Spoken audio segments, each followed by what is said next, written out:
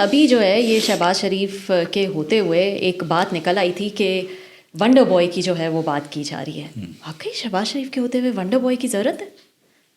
میں تو نہیں سمجھتا ہوں کہ شہباز صاحب کی حکومت جو ہے وہ اس سال کے بعد رہے گی. میں نہیں سمجھتا ہوں میں، اور میں یہ بھی نہیں سمجھتا کہ شہباز صاحب کبھی بھی اکنامک گروتھ ڈلیور کر سکتے ہیں. ایک تو ان کی اپنی سوچ جو ہے وہ اسٹیٹسٹ سوشلسٹ ہے،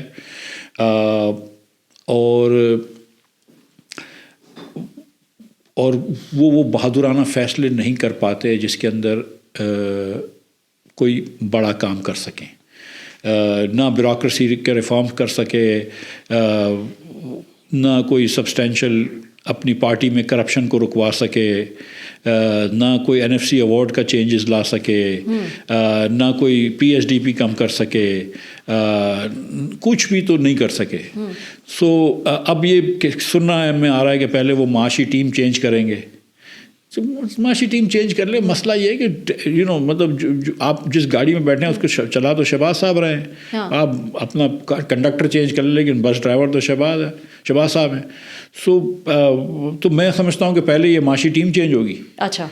اور اس کے بعد بھی ڈلیوری نہیں ہوگی تو پھر کہا جائے گا کہ یار یہ ٹیم کا مسئلہ نہیں ہے، یہ ٹیم کے کیپٹن کا مسئلہ ہے شہباز صاحب کا. تو میرے خیال سے شہباز صاحب جو ہیں وہ اس سال کے بعد نہیں ہوں گے وزیر اعظم. نہیں ہوں گے. تو یہ مجھے بتائیں مفتاح صاحب، اس سسٹم کے لیے تو بہت زیادہ ضروری ہے نا کہ جو تابعداری شہباز شریف صاحب کے اندر ہے، جو بھی ان کی جگہ ہے اسی طرح کی تابعداری. ابھی تک تو ایسا ہی نظر آتا ہے کہ he is the best fit for this role right now. کیوں پھر آپ کو کیوں لگتا ہے سال بعد؟ میرے پاس ایک ڈرائیور تھا، اس کا بھی نام اسماعیل تھا، اور یار اتنا اچھا آدمی تھا. اور مطلب ڈرائیوری کے علاوہ مطلب وہ گھر میں آ جائے گا اور بیوی کو کہے گا کہ باجی میں کچھ کر دوں، اور کچن میں بھی کام کرنے کے لیے تیار ہو. وہ کم وقت کو گاڑی چلانے نہیں آتی تھی. وہ روز کسی میں مذاق نہیں کر رہا، I'm not making this up, اللہ کی قسم I'm not making this up. ٹھیک ہے.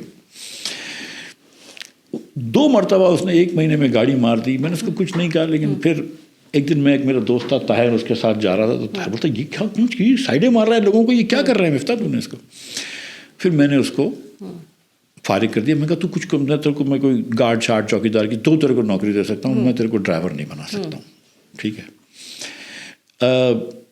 اور ڈرائیوری کرنا کوئی اتنی بڑی بات نہیں ہوتی، پرائم منسٹر بننا بڑی بات ہوتی ہے. ٹھیک ہے. You really need to have some theories and some understanding and structure. تو وہ بڑا اچھا تھا، لیکن گاڑی چلانا نہیں آتی. تو آپ نے پرائم منسٹر کو پرائم منسٹر کے لیے رکھا ہے، اور اگر آپ نے تابع داری کے لیے رکھا ہے کہ بھائی یہ بندہ ہم نے رکھا ہے یہ ہماری تابع داری کرے گا، تو پھر ٹھیک ہے.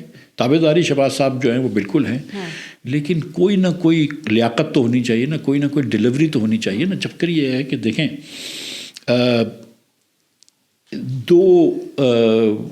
اسٹیبلشمنٹ 2 بوجھ اٹھا رہی ہے.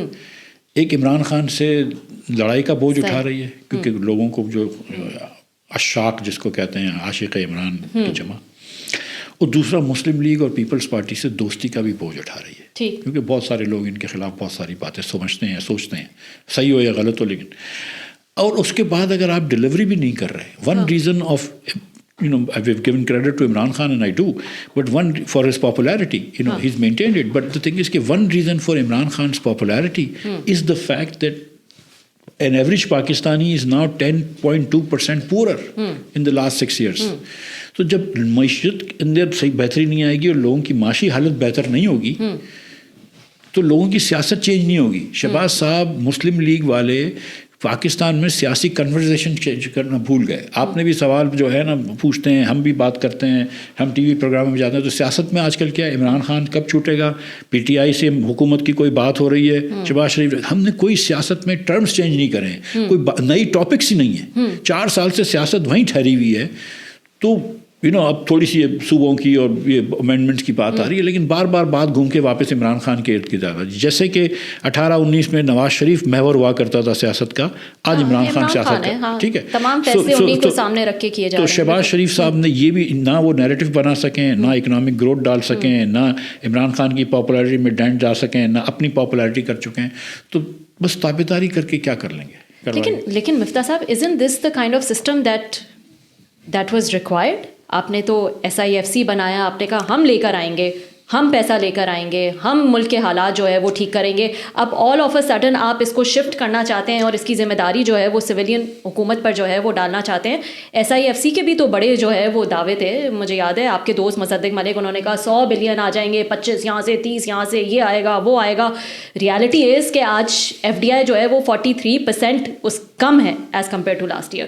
تو یہ تو ان کے بھی دعوے تھے نا, پھر کیا ہوا اس کا؟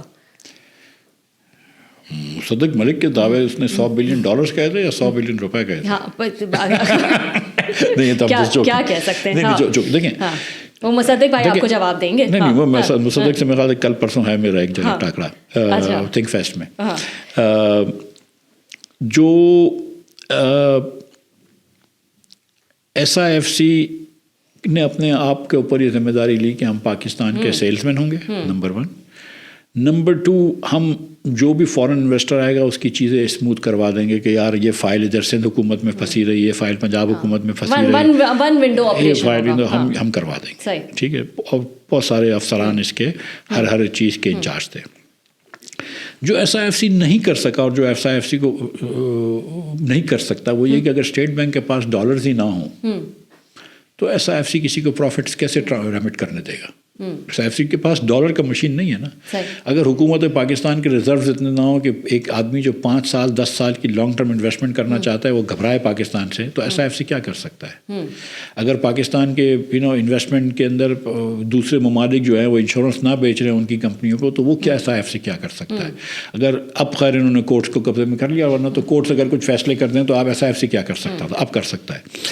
اس کے بعد دوسری چیز یہ ہے کہ میں یہ سمجھتا ہوں کہ SIFC کا اصل رول ہونا چاہیے تھا کہ جہاں پہ حکومت کے معاملات میں قوانین میں وہ چینجز لائے کے آئے کہ جس سے حکومت کے قوانین بہتر ہو جائیں, حکومت کے پروسیجرز بہتر ہو جائیں. وہ یہ نہیں کر رہے تھے, یہ تو جا کے باہر والوں لوگوں کو آسانی کر رہے تھے, تو اس سے نہیں ہوا. اب یہ میرے خیال سے کوئی ایک سجاگ کا کوئی انہوں نے آرٹیکل کوئی ویب سائٹ میں خرابی ہو گئی سجاگ کے آرٹیکل کی, تو کیا بولے آدمی.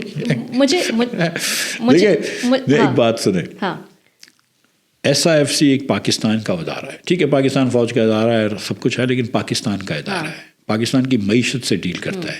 تو جیسی پاکستان کی معیشت چلے گی ویسی اس کی پرفارمنس ہوگی. اب جب تک پاکستان کی معیشت کو ٹھیک نہیں کریں گے اور پاکستان کے سیاسی اسٹرکچر کو نہیں بدلیں گے, یہ چیز آگے نہیں. اب آپ معیشت کی بات کر رہے ہیں, وہ تو حکومتی دعوے تو یہ ہیں کہ دیکھیں کہاں ملک ڈیفالٹ ہو رہا تھا اور کہاں آج ہم اسٹیبلٹی جو ہے وہ اچیو کر چکے ہیں. پہلے تو میں آپ سے پوچھنا چاہوں گی, اسٹیبلٹی تو اچیو کر لی, اس کو مانتے ہیں, ٹھیک ہے. اب وہ کہتے ہیں کہ ہم ظاہر ہے پھر اس کے بعد جو ہے وہ گروتھ کی طرف جائیں گے اور ایک ڈائریکشن جو ہے وہ لیں گے. تو یہ اتنا تو کریڈٹ دینا پڑے گا نا کہ اسٹیبلٹی جو ہے وہ اچیو کر لی. آپ دے دیں, لیکن یہ بات بھی دیکھو نا کہ 23 کے اندر ڈیفالٹ تو ڈار صاحب لے کے جا رہے تھے نا. پہلی جب میں آیا تھا اور عمران خان کی اس میں کچھ قصور تھا, کچھ مسلم لیگ والوں نے ڈیلے کروایا, لیکن وہ ہم نے پھر بھی بچا لیا. IMF سے ڈیل کر لی, ٹرانچ لے کے آ گئے, ڈالر بھی اسٹیبل ہونے لگا, چیزیں ہو گئیں. اس کے بعد یہ ڈار صاحب نے واپس پنگا لیا ان سے اور خراب. تو ڈیفالٹ بھی آپ نے کیا, اور آپ نے ڈیفالٹ بچانے کی جب آپ تعریف کرتے ہیں تو پھر آپ کو ڈیفالٹ لانے کا بھی تو نقصان ہونا چاہیے نا. آپ یہ تو نہیں کر سکتے کہ یار میں نے وزن لوز کر لیا تو بڑی اچھی بات ہے, وزن گین بھی تو نے کیا تھا, ٹھیک ہے, ٹھیک ہے. سو یہ بات یاد رکھنی ہے. سو اب انہوں نے اسٹیبلٹی لے آئے. چکر یہ کہ میں روٹی کے ساتھ دال کھا سکتا ہوں, اسٹیبلٹی نہیں کھا سکتا ہوں, ٹھیک ہے. اور اسٹیبلٹی سے میں نے کیا کرنا ہے, میں 12%. آپ نے اسٹیبلٹی کیسے لے کے آئے؟ آپ نے سود کے ریٹ جو ہے وہ 22% پہ لے گئے, لوگوں کو غریب کر دیا. انویسٹمنٹ آپ نے ختم کر دی پاکستان میں, آپ نے کنزیومر ڈیمانڈ ختم کر دی, آپ نے بجلی کے بل بڑھا دیے, گیس کے بل بڑھا دیے, آپ نے لوگوں کو 12% غریب کر دیا, آپ نے ٹیکسز بڑھا دیے, نوکری پیشہ لوگوں کے اوپر 38.15% ٹیکس کر دیا, ان کے اوپر سپر ٹیکس لگا دیا.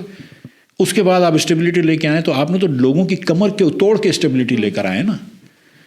آپ کے اخراجات تو کم نہیں ہوئے, شوگر مل مالکان کے نفع تو کم نہیں ہوئے, ٹھیک ہے, فرٹیلائزر کے مالکان کے نفع تو کم نہیں ہوئے, لیکن آپ نے تو غریب لوگوں کے سر پہ اسٹیبلٹی لے کے آئے. تبھی تو جا کے عمران خان کی پاپولیرٹی ہے.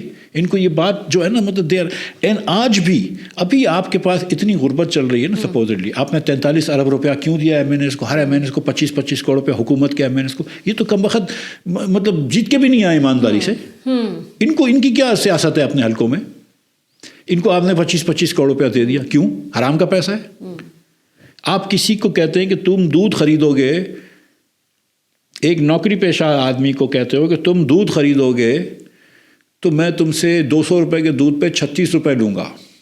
آپ ایک لاکھ روپے کی تنخواہ والا جو موٹر سائیکل پہ جاتا ہے اور 1 لیٹر پیٹرول بھراتا ہے, اس کو روز کا, اس کو بولتے ہیں کہ تو ہر لیٹر پیٹرول بھرائے گا بیٹا 80 روپے پہلے ہماری جیب میں رکھ.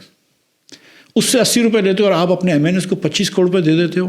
تو یہ شرم سے آری باتیں ہیں. اور اس کے بعد آپ کہتے ہو کہ اچھا ہم اپنے اثاثے بھی نہیں بتائیں گے آپ کو. یہ شرم سے آری باتیں ہیں.